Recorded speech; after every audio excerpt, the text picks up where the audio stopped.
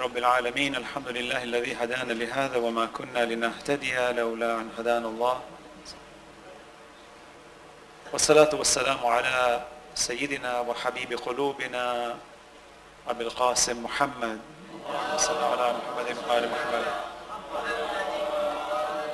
وعلى آله الطيبين الطاهرين المعصومين المظلومين. أما بعد، فقد قال الله سبحانه وتعالى في كتابه المجيد وقوله الحق وهو أصدق الصادقين. بسم الله الرحمن الرحيم. لقد كان لكم في رسول الله أسوة حسنة لمن كان يرجو الله واليوم الآخر وذكر الله كثيرا. صدق الله العلي العظيم. صلوات على محمد وآل محمد. I begin in Allah's name, the Beneficent, the Merciful. Allah subhanahu wa ta'ala is praiseworthy because when we examine everything He has given us, we realize how much merciful He is and how beneficent He is. And Allah subhanahu wa ta'ala has designed us impeccably with such perfection that when we lose some of those things that we think are normal for us, we begin to realize how great they were. Alaykum salam. So Allah subhanahu wa ta'ala is most merciful for giving us this relationship of brotherhood, of reality, of living as human beings together, where we socialize and we charge each other's hearts for the better. Simultaneously, as you notice, that the world is just, and since Allah has given us the ability to socially charge each other, so is the danger of social environments that will discharge each other. And as a result, it's important for us to spend meaningful time to ensure that we're always progressing and not regressing. Allah has blessed us with intelligence. He has blessed us with enormous beauty. He has blessed our surroundings with beauty, as I mentioned in my previous lectures, and I'm sure many other preachers and reciters have noted that, and particularly, of course, our blessed Holy Prophet, the Holy Quran, and of course, Imam Ali ibn Abi Talib alayhi salatu wasalam have all mentioned this. So we need to reflect on that and need to understand that what Allah has given us is very important. And I've touched on this in a brief summary that Allah created us when we could not demand our creation. He brought us into existence, though He knows what will happen to us from the moment we were created and even before that. We must not forget that Allah is the one who created time. Allah is not bound in time. Allah has no time. He has no yesterday. He has no today. He has no tomorrow. Time is a factor of His creation. So let us not put Him in time. People who put Allah in time are making a mistake. Allah created space, which you and I exist in. Even scientists today are baffled. What is space? Is it firm? Is it expanding? Can it be seen? What is it? Newton believed in something. Einstein redefined space. Everybody's redefining it. It gets bigger and better as we go further in science, in cosmology. But Allah created that. Space is His creation. Let us not put Him in space. When we make statues and shapes and forms of Allah, we are putting Him in something which He created. And that's blasphemous. That's haram. It's forbidden. It's repulsive. That's why Allah says, إِنَّ الشِّرْكَ لَظُلْمٌ عَظِيمٌ. Indeed, to associate anything with Allah, be it in form, shape, or time, is blasphemous.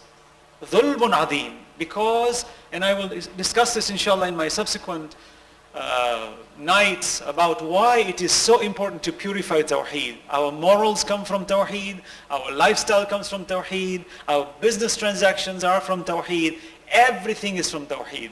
Tawheed is the pivot of everything we exist for. When we love our Prophet, when we obey him, when we fight for him, when we die for him, it is because of Tawheed. When we love Ahlul Bayt and we revere them and we mention them and we commemorate their birth or their death, celebrate or commemorate, when we speak about them, it is because of Tawheed. They are not Tawheed. They are the means to the Tawheed. They are the ones who have taught us in action and in practice that to put Allah in space and in form is haram. They are the ones who have kept our Iman and our Islam and our monotheism pure. So when people say we should not be following them, they want to taint our Tawheed. We will talk about that inshallah. Allah subhanahu wa ta'ala has blessed us with prophets and Imams who are infallible, who don't make mistakes. I will touch on that today briefly, and I'll go into further detail tomorrow inshallah, time permitting, because many people have come to ask me today and yesterday that how is it that prophets don't make mistakes? We've heard so many stories about them making mistakes. How is that possible? I will explain that we have fallen victims of the Judeo-Christian ideologies. We have fallen victim to other religions who believe in such realities. And we have fallen victim to mistranslating the Quran when Allah speaks in a certain way. On that note, I say to you, my respected scholars, brothers and sisters and brothers in Islam, Assalamu alaikum jami'an wa rahmatullahi wa barakatuh. I started my presentation by saying, لَقَدْ كَانَ لَكُمْ. Indeed, your Prophet is your best example. Now, every Muslim, when he becomes a Muslim, or she becomes a Muslim, you have to do shahadatain, meaning La ilaha illallah, Muhammadur Rasulullah. Without these two shahadatain, you're not a Muslim. You cannot say La ilaha illallah without Muhammadur Rasulullah. Nor can you say Muhammadur Rasulullah without La ilaha illallah. And then of course it is mustahab to say Aliyun waliyullah wasiyu Rasulullah wa khalifatu bila fasl. It's mustahab to say that. Why? Because nubuwah, when our Prophet comes, the completion of prophethood has to have Imamate in it. Because the Quran is very clear in this matter. And I'm touching this briefly today. I don't want to get into too much of this discussion, but I just want to make it clear in case anybody has any ambiguity. When Allah says, Ya ayyuhar rasul balligh ma unzila ilayka min rabbik. O Prophet, Ya ayyuhar rasul, O Messenger, balligh, give them. Ma unzila ilayka min rabbik. Look at the verse. It is sufficient. This verse in Surah Al-Ma'idah is sufficient where Allah subhanahu wa ta'ala says, Ya ayyuhar rasul, balligh ma unzila ilayka min rabbik. Wa illam taf'al fama ballaghta risalata. Wallahu ya'asimuka min an-nas. Allah subhanahu wa ta'ala says, O Messenger, deliver what has been given to you. When was that? Ask any mufassir, whether it is Sunni or Shia, he will tell you this came upon the last year of his life.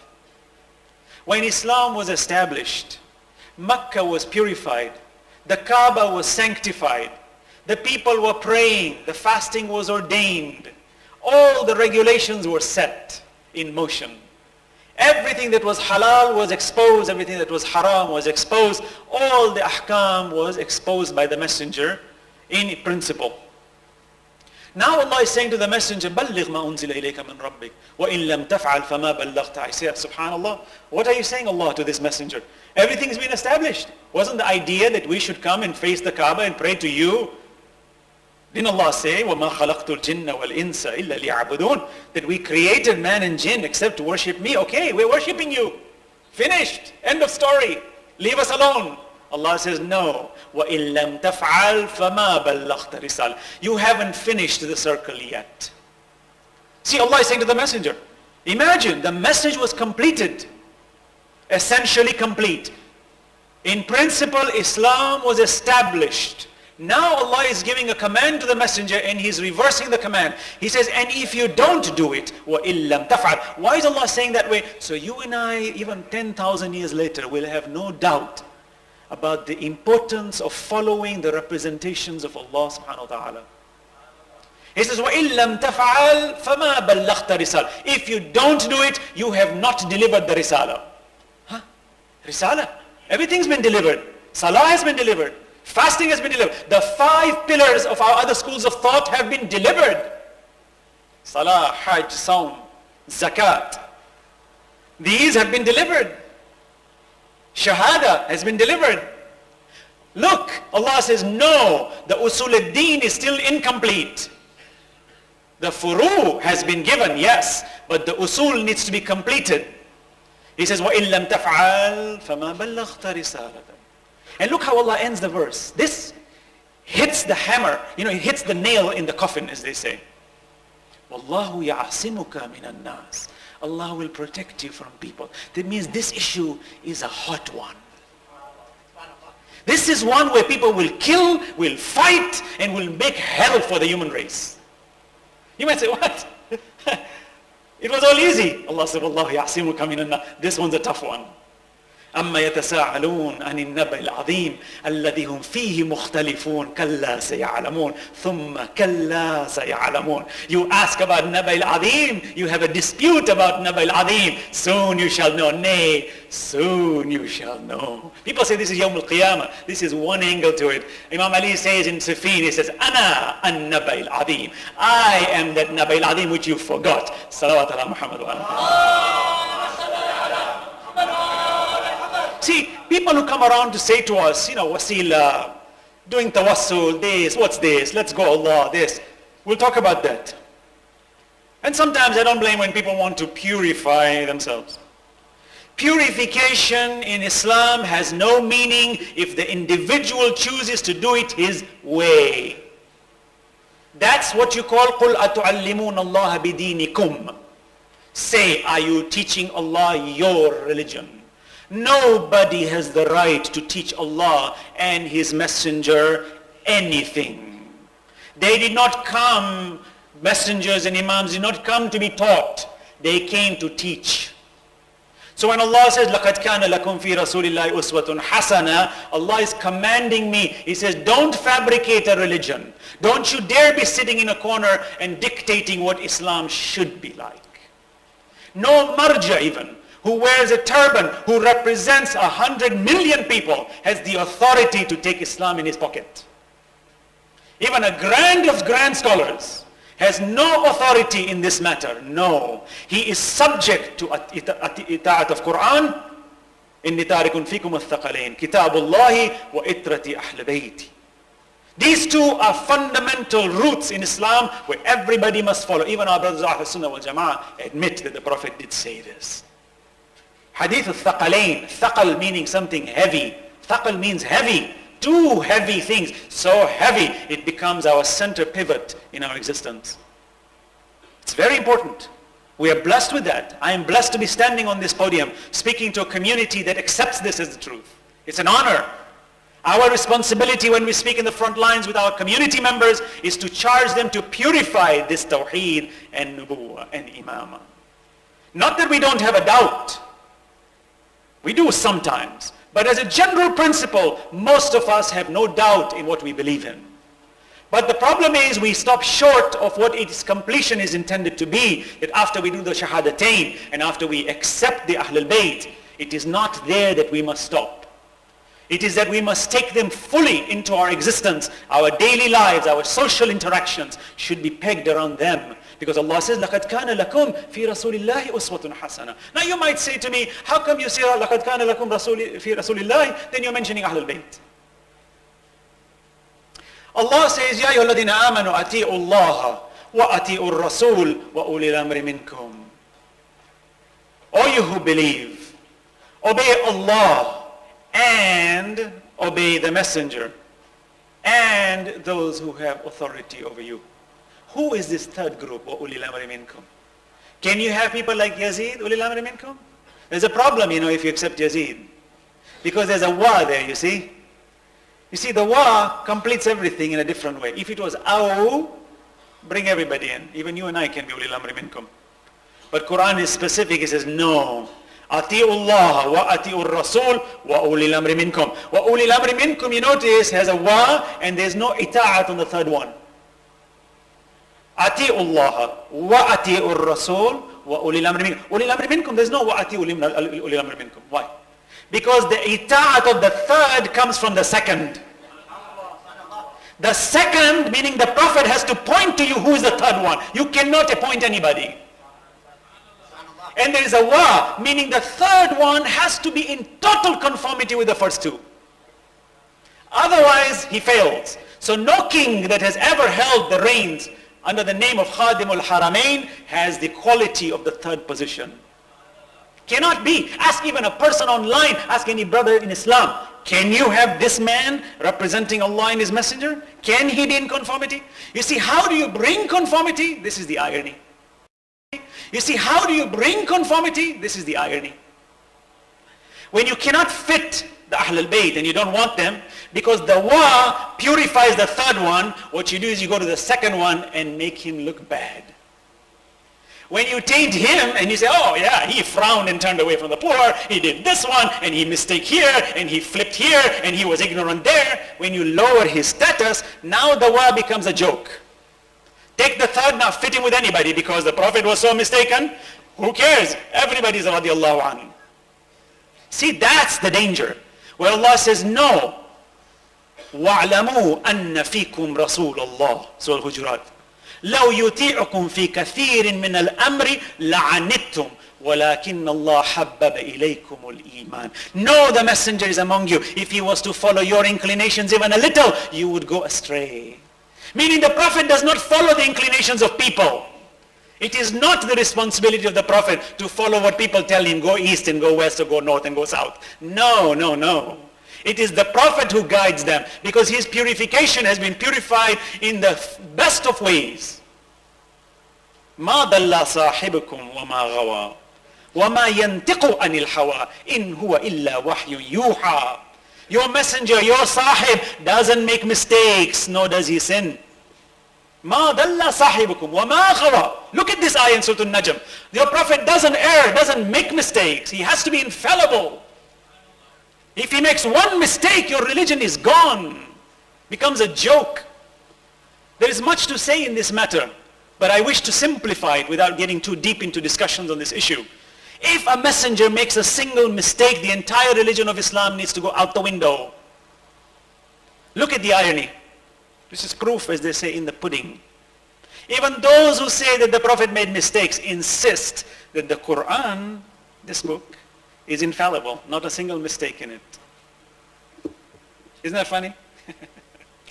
You see, the Quran didn't come in a package deal like a box where Jibreel landed and he gave it to the Prophet and said, here, it's all purified, just deliver it. No. Allah delivered it through his tongue. Now, if this man is tainted, even with one, how can you bring pure water out of impure water? If I have impure water, pass pure water through it, try it.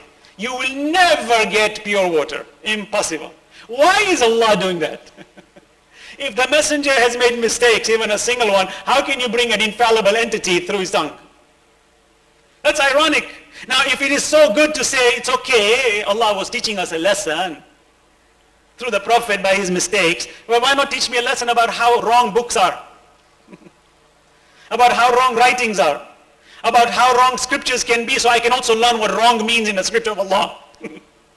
No, it goes intuitive, because I say to you, if there is one mistake in the Quran cannot be an integral book. It becomes referential. You know what's referential? Let me explain. See, I can quote Bibles, I can quote the Gita, I can quote the Veda, I can quote the Psalms, I can quote the Old Testament, I can quote scientific books, I can quote fictional and non-fictional stories in my presentation. I can bring everything as evidence for my argument. It's agreed. In the world of science, in the world of literature, in the world of logic, I can bring anything forward as long as I substantiate it sufficiently as evidential material, and it's substantial as something that's referential to my argument. But it is not integral, meaning it's out there somewhere, I can pick it. But the Quran is not referential. I revolve around it. It doesn't revolve around me. See, the Prophet is the same. When Allah in Surah Al-Ahzab, he says, "An-nabiyyu awla bil-mu'minina min anfusihim." Your messenger has greater right on the believers, An-nabiyyu, the Prophet, has greater right on the believers than the believers have on themselves. See, now it's not referential, it's integral. Meaning, I want to do something that I like. The messenger says, not good for you. Don't do it. Allah says the messenger wins in this argument. It means that when I want to do something and my messenger wants to do something for me, I must choose my messenger. He is superior to me. My own choices. Imagine, people take great pride when they say, I am free and I have a free will and I am the center of my own decisions. Allah says, when you do your shahada, your Prophet supplants you. Now imagine taking such a personality and amplify him to billions of human beings, that if this messenger made even half a mistake, what is the movement away from Sirat al-Mustaqim? Think about that. Allah subhanahu wa ta'ala would put a dangerous threat in my soul like that? Allah is Arhamur Rahimin. Never. There are people who argue vociferously about how wrong the Prophet was. And they are Muslims. They have the audacity in Surah Abasa that when they translate Abasa wa Tawalla, that they put in parentheses the Prophet. I said, who authorized you to do that? It doesn't say An-Nabi. It doesn't say Ar-Rasul. It says Abasa wa Tawalla. He from, who is this he? Who authorized you? You know, in other verses, there are companions of the Prophet who ran away from the battlefield in Uhud. Why don't you put their names in parentheses when Allah mentions it? Huh? No. That's the one we're working to bring up. You forgot. This one we're working to bring down. I say, what's the matter with you? We Muslims, Sunni, Shia, whatever. Our central pivot is Shahadatain. Allah subhanahu wa ta'ala, la ilaha illallah, Muhammadur Rasulullah, salawat Allah Muhammad wa alayhi. It's central. We can't play with this. People have played with this because the minute you take it away, religion comes in your pocket. See, I can say, when someone says, Hassanain, listen, you need to be a good Muslim. I said, yeah, I know. But why should I be? So what do you mean? Quran said, if the Holy Prophet himself was talking directly with Jibreel, he couldn't figure it out. Why should I? 14 or 8 years later. Come on, leave me alone. Let me have a good time. If a prophet could not get it straight, hey, you want me to get it straight? You must be joking. See what happens? The goal goes out the window. You have no goal. If the Quran has a single mistake, you won't know where it is. Because if you know, you're better than the Prophet. As a matter of fact, astaghfirullah, you're better than Allah. Because Allah couldn't know. How about people say, oh, we know when prophets made mistakes. I said, you know, Allah should have chosen you as a prophet. Because when the Prophet made the mistake, he didn't know, but you know. You are better. Allah made a mistake. He should have chosen you. If you can figure out when a prophet made a mistake and he couldn't, then you should be better. Look at the blasphemy. In the structure of a religion, you corrode it to the core, and yet it's all accepted in the spirit of holiness. And we fight for it. Allah says, what's the matter with you? This messenger has been purified with his Ahl al-Bayt when he says, إِنَّمَا يُرِيدُ اللَّهُ لِيُذْهِبَ عَنْكُمُ الرِّجْسَ أَهْلَ الْبَيْتِ وَيُطَهِّرَكُمْ تَطْهِيرًا.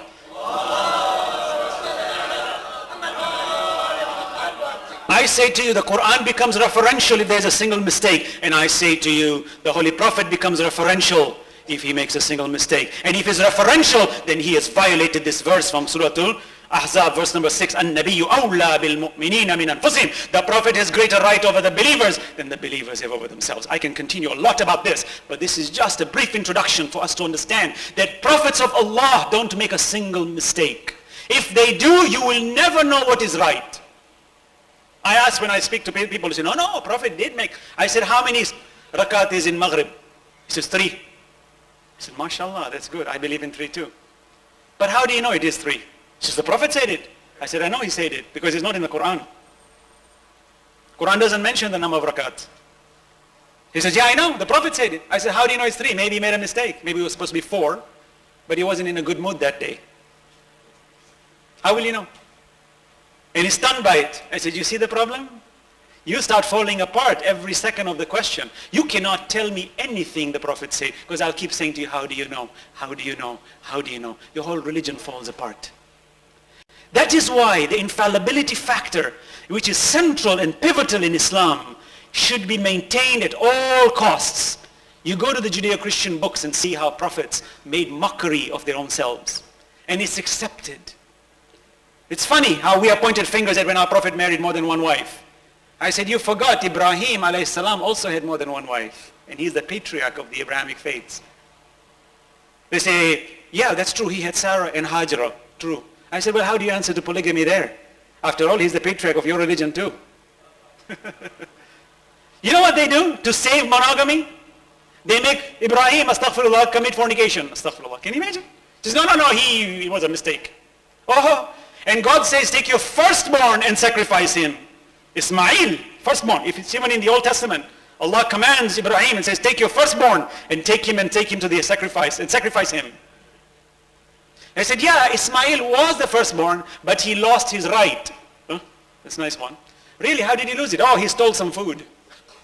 I said, I'd like you, if you had 5 children and your child stole the food, You'd call him number 0 or number 1? If your child steals a little food, supposedly stole some food, you throw him out the window? And I said, what was the legitimacy of that child? Can you imagine we hear that it was an illegitimate birth? Just to make Ishaq the recipient of that sacrifice, all types of hodgepodge slaughterings takes place. Why? Because the crucifixion of Isa alayhi salam according to Christian ideology depends on the original covenant of Ibrahim with Ishaq according to the Christians. See, for us, we share the similar principles with our Christian brethren, that the sacrifice was important, and the pivot of the Christian faith revolves around the crucifixion of Christ. For Paul says in Corinthians, he says, were Christ not crucified and risen 3 days later? Christianity is in vain. It is meaningless. Well, if the entire crucifixion of Christ depends upon, the Christian faith depends upon the crucifixion of Christ, and the validity of the crucifixion of Christ depends upon the sacrifice of Ibrahim with Ishaq, then I contend with you that we Shia lovers of Ahlul Bayt fill this void which you have forgotten, that the sacrifice of Karbala, when Allah says وَفَدَيْنَاهُ بِذِبْحٍ عَظِيمٍ, is really what you are supposed to be aiming for it means that when Ismail was sacrificed and when Allah replaced him with a lamb, Allah says وَفَدَيْنَاهُ بِذِبْحٍ عَظِيمٍ, meaning Allah is completing such a supreme sacrifice that even our Christian brothers in principle understand that when the Shia hold on to this belief, it is supreme. Salawat ala Muhammad wa ala Muhammad. Many arguments as such. I'm trying to explain to you the importance of obedience to the messenger. I conclude in this subject. You and I are always subject to somebody leading us. The world, in the human race, even in the animal kingdom generally, is built around somebody leading somebody else. It's a system. Children follow their adults, or they follow their peers. These young boys, they look at their friends. If their friends do something, they want to do it. It's fad. This is how Hollywood controls. They look for smart children. They start to promote something, then every child wants to go into the store to buy it. And once it picks momentum, everybody wants it. It's what we call joining the bandwagon. We are subject to that. We cannot avoid it. Either you lead or you follow. But you can never be either or. Meaning you can never be neither. Not either or, neither. Either you're leading or you're following. So I realize that in myself. Sometimes I lead, some people follow me, and many a times I follow. So Allah is showing me, if you don't follow your messenger, you will follow somebody. For sure, it's either your own desires, somebody, and by the way, your own desires generally always get subject to somebody outside who will affect you. You'll see somebody beautiful, you'll see somebody smarter than you, you'll see somebody stronger than you, and you will want to be like that person. It's human nature. Keeping up with the Joneses is a classic problem in the world. When your neighbor has a Mercedes 500, you want Mercedes 501. You've got to beat the system. Why? Because you want to follow. He got something, you want to follow him, but you want to go ahead of him. Human nature is such. So Allah is saying, if you don't follow the Prophet, you will follow somebody. The problem you have is if you belittle your standards to something which is not absolutely perfect in the relative world, you have shortchanged yourself. So today, when Allah said, لَقَدْ كَانَ لَكُمْ in the Quran for us, He's telling us, you will follow somebody. I'm advising you that the best one you should follow is your messenger, if you have reflected about who your value and what your values are. And my value system comes from Tawheed, لِمَنْ كَانَ يَرْجُ اللَّهِ. Because I have looked around and I've seen nothing but incredible beauty and gift of Allah subhanahu wa ta'ala, and therefore I've realized there is no better result since I came from Him. Inna lillahi wa inna ilayhi raji'un. I will go back to Him whether I like it or not. That's the reality, brothers and sisters. Yesterday I mentioned with regards to hijab. This is obedience to the Prophet now. We're going to be practical. We don't want to be philosophical and just, make everybody say subhanallah, wa wa wa, mashallah, salawat, salawat, salawat, when we don't put it in action. Let's put it in action. I don't like being philosophical to excite people spiritually. Say, oh, mashallah, it was a lovely speech. And then we walk out and say, so what should I do now? I don't know. What should I do? No. Let's read. Allah says, قُلْ لِلْمُؤْمِنِينَ يَغُضُّ مِنْ أَبْصَارِهِمْ وَيَحْفَظُوا فُرُوجَهُمْ وَيَحْفَظُوا فُرُوجَهُمْ. Look at this. Allah subhanahu wa ta'ala says, say to the believing men to lower their eyes. Yesterday I spoke about hijab of women. Today I say about the hijab of men.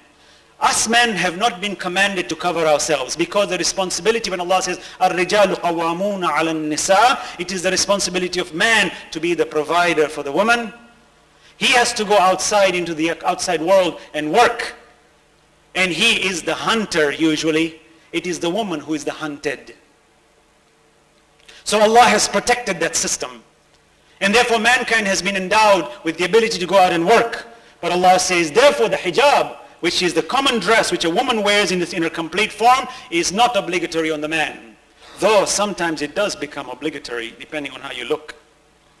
If a woman comes and exposes herself, then cover yourself if she doesn't want to cover herself. You find some great urafa, when they saw a woman completely exposed, they didn't want to taint their visions, they used to look away. Why? You might say this is extremism. No, it's not. It's the means to purification. Not all of us have that capacity. But we certainly, when I say capacity, I mean we have the potential for that capacity. But many a times we have not spent the time and the effort to go towards it. So you find Allah says, say to the believing men, that they cast down their looks and guard their private parts. Don't go exposing your body parts in public. In the Western world, you find in men's gym, everybody takes their clothes off and walks around without clothes. Allah says this is not a good act. It leads to indecency. People say, oh, this is extremism. Extremism, you'll find all types of illicit sexual behavior that gets enhanced as a result of this misbehavior. And it's so pervasive and corrosive that it has reached even the Eastern world that today I do not call East or West, I just call it West. That we have reached that stage, that we need to practice this. We are being encroached upon daily. Daily our lives are being encroached upon with regards to the sanctity and chastity within the family.